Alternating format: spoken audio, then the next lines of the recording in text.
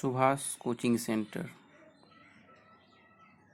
आज हम मानव नेत्र की बनावट और क्रिया का सचित्र वर्णन के बारे में पढ़ेंगे। ये कक्षा 10 के तीसरे अध्याय का प्रश्न है।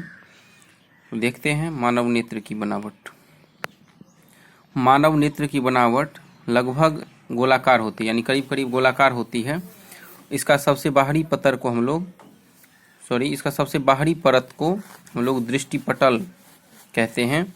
यह परत आगे दो परतों में बढ़ जाती है। आगे वाली परत को कॉर्निया तथा पीछे वाली परत को रक्तपटल कहते हैं। यह रक्तक पटल कहलाती है। अब यह परत भी आगे दो परत में बढ़ जाती है। आगे वाली परत को परितारिका तथा पीछे वाली परत को सिलियरी पेशियां कहते हैं। अब इसके बाद आइरिस के ठीक मध्य में एक छोटा सा गोलाकार छेद होता है, जिसे आँख की पुतली या नेत्र द्वार कहते हैं। इसको हम लोग चित्र में देखेंगे।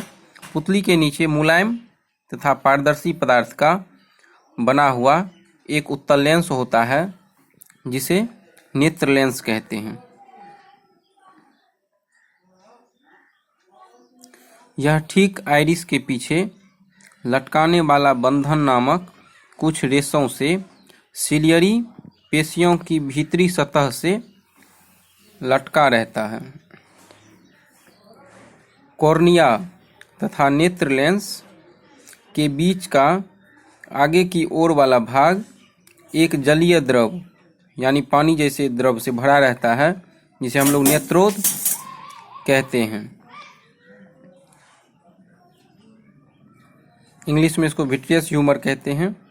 नेत्र का यानी आँख का पिछला भाग एक प्रकार का जेली जैसा द्रव से भरा रहता है, जिसे कचाभ द्रव कहते हैं। आँख के सबसे भीतरी भाग को रेटिना कहते हैं।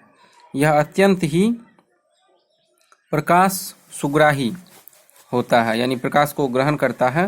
रेटिना से दो प्रकार के तंत्रिका तंतु जुड़े रहते हैं, जिसे क्षर तथा शंकु कहते हैं। जब प्रकाश की किरण इन पर पड़ती है, तब मस्तिष्क में रेटिना पर बने प्रतिबिंब की संवेदना पहुंचती है।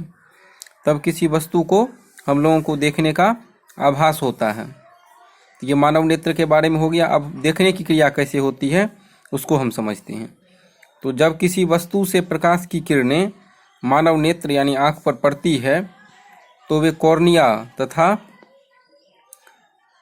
नेत्र लेंस यानी आँख में जो लेंस होता है उससे अपवर्तन के बाद रेटिना पर पहुंचती है, और वहां वस्तु का वास्तविक और उल्टा प्रतिबिंब रेटिना पर बनता है। यानी मानव नेत्र में जो प्रतिबिंब बनता है वो वास्तविक होता है और उल्टा होता है, सीधा नहीं होता है।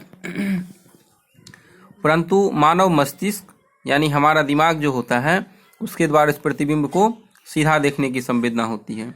यहाँ पे मानव नेत्र का चित्र तो बनाया हुआ है, लेकिन इसका पार्ट दर्शाया हुआ नहीं है। तो उसको नेक्स्ट वीडियो में देखेंगे, तो उसमें होगा तो कर के देंगे।